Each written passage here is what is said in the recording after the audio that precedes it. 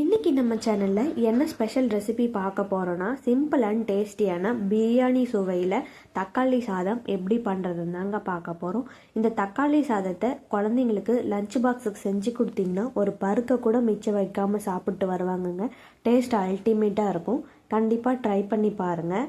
Beginners கூட ஈஸியாக செஞ்சு முடிச்சிடலாங்க. Hello friends, welcome to Suji's kitchen. இப்போ தான் நம்ம சேனலை ஃபஸ்ட் டைம் பார்க்குறீங்கன்னா சப்ஸ்கிரைப் பண்ணிக்கோங்க. வீடியோ பிடிச்சிருந்தா லைக் பண்ணுங்கள். வாங்க வீடியோக்குள்ளே போகலாம். ஃபஸ்ட்டு இந்த ரெசிபியை பண்ணுறதுக்காக குக்கரில் தேவையான அளவுக்கு எண்ணெய் சேர்த்துக்கலாங்க. எண்ணெய் நல்லா சூடாகி வந்ததும் பிரியாணிக்கு என்ன பொருள் சேர்ப்போமோ அதை சேர்த்துக்கலாங்க. சேர்த்து ஒரு முறை எண்ணெயிலே நல்லா மிக்ஸ் பண்ணி விட்டுக்கலாங்க.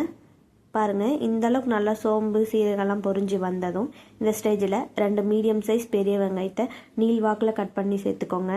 வெங்காயத்தை சேர்த்ததும் வெங்காயம் நல்லா கோல்டன் ப்ரௌன் கலர் வர வரைக்கும் வதக்கி விட்டுக்கலாங்க. வெங்காயம் நல்லா வதங்கி வந்தாதாங்க டேஸ்ட் அல்டிமேட்டாக இருக்கும். தக்காளி சாதத்துக்கு பெரிய வெங்காயம் சேர்த்து செஞ்சாதாங்க டேஸ்ட் நல்லாயிருக்கும். சின்ன வெங்காயம்லாம் சேர்க்கக்கூடாது. வெங்காயம் ஓரளவுக்கு நல்லா வதங்கி வந்ததும் இந்த ஸ்டேஜில் 1.5 டேபிள் ஸ்பூன் அளவுக்கு இஞ்சி பூண்டு பேஸ்ட்டு சேர்த்துக்கலாங்க. இஞ்சி பூண்டு பேஸ்ட்டு சேர்த்து வெங்காயத்தோடு நல்லா வதக்கி விட்டுக்கலாங்க. இஞ்சி பூண்டு பேஸ்ட்டு நல்லா பச்சை வாசம் போகிற வரைக்கும் ஸ்டவ்வை மீடியம் ஃப்ளேம்லேயே வச்சு வதக்கி விட்டுக்கோங்க. வெங்காயத்தோட இஞ்சி பூண்டு பேஸ்ட்டு நல்லா வதங்கி வந்ததும் இந்த ஸ்டேஜில் பச்சை மிளகாவை இது போல் கட் பண்ணிவிட்டு சேர்த்துக்கோங்க. 2 பச்சை மிளகாவை சேர்த்துக்கோங்க. பச்சை மிளகாவை சேர்த்து நல்லா வதக்கி விட்டுக்கலாங்க. இஞ்சி பூண்டு பேஸ்ட்டு வெங்காயத்தோட நல்லா வதங்கி வந்ததும் இந்த ஸ்டேஜில் 4 மீடியம் சைஸ் தக்காளியை நீள்வாக்கில் கட் பண்ணி சேர்த்துக்கோங்க. தக்காளியை நீள்வாக்கில் தான் கட் பண்ணி சேர்க்கணும்னு இல்லைங்க, பேஸ்ட்டாக கூட அரைச்சி சேர்த்துக்கலாம். ஆனால் கட் பண்ணி சேர்க்கும்போது தாங்க அந்த டேஸ்ட் அல்டிமேட்டாக இருக்கும்.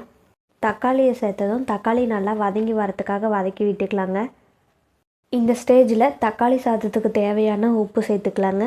உப்பு சேர்த்து தக்காளி நல்லா வதங்கி வர வரைக்கும் வதக்கி விட்டுக்கலாங்க.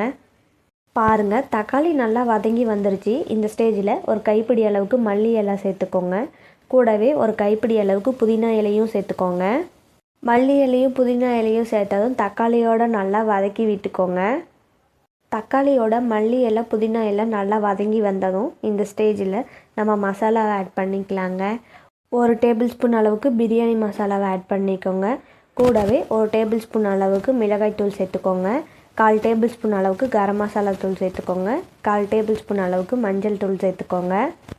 மசாலா எல்லாத்தையும் சேர்த்ததும் ஸ்டவ்வை லோ ஃப்ளேம்லேயே வச்சு நல்லா வதக்கி விட்டுக்கலாங்க. மசாலா நல்லா பச்சை வாசம் போகிற வரைக்கும் வதக்கி விட்டுக்கோங்க. பாருங்கள், மசாலா நல்லா தக்காளியோடு வதங்கி பச்சை வாசம் போனதும் இந்த ஸ்டேஜில் ஒரு சின்ன கப்பில் 1 கப் அளவுக்கு தயிர் சேர்த்துக்கோங்க. தயிர் சேர்த்து ஒரு முறை நல்லா தக்காளியோடு மிக்ஸ் பண்ணி விட்டுக்கலாங்க. தயிரோட மசாலா நல்லா மிக்ஸ் ஆனதும் இந்த ஸ்டேஜில் தண்ணியை சேர்த்துக்கலாங்க. நான் 1.5 டம்ளர் அளவுக்கு பாஸ்மதி ரைஸ் எடுத்துருக்கேங்க. அதனால் 3 டம்ளர் அளவுக்கு தண்ணி சேர்த்துக்கிறேன். ரைஸை ஒரு 10 நிமிஷம் ஊற வச்சு சேர்த்துக்கோங்க. அப்போ தான் சாதம் குழையாமல் வரும். தண்ணி சேர்த்ததும் ஒரு முறை நல்லா மிக்ஸ் பண்ணி விட்டுட்டு கொதி வர வரை வெயிட் பண்ணிக்கலாங்க. நல்லா ஒரு கொதி வந்ததும் இந்த ஸ்டேஜில் வாஷ் பண்ணி ஊற வச்சுருக்கிற ரைஸை சேர்த்துக்கலாங்க. ரைஸை சேர்த்ததும் ஒரு முறை நல்லா மிக்ஸ் பண்ணி விட்டுக்கலாங்க. மிக்ஸ் பண்ணி விட்டுட்டு டேஸ்ட்டு பார்த்துட்டு உப்பு இல்லைன்னா உப்பு சேர்த்துக்கோங்க. இந்த ஸ்டேஜில் பாதி லெமனை புழிஞ்சி சேர்த்துக்கோங்க. கூடவே ஒரு கைப்பிடி அளவுக்கு மல்லி இலையும் சேர்த்துக்கோங்க. மல்லி இலையை சேர்த்து ஒரு முறை நல்லா மிக்ஸ் பண்ணி விட்டுக்கலாங்க. மிக்ஸ் பண்ணி விட்டதும் ஒரு கொதி வந்ததும் குக்கரை மூடி போட்டு 2 விசில் விட்டு எடுத்துக்கலாங்க. ஸ்டவ்வை லோ ஃப்ளேம்லேயே வச்சு விசில் விட்டு எடுத்துக்கோங்க. விசில் அடங்கினதும் குக்கரை ஓப்பன் பண்ணி பார்க்கலாங்க. அவ்வளவுதாங்க, சுட சுட டேஸ்டியான தக்காளி சாதம் ரெடி.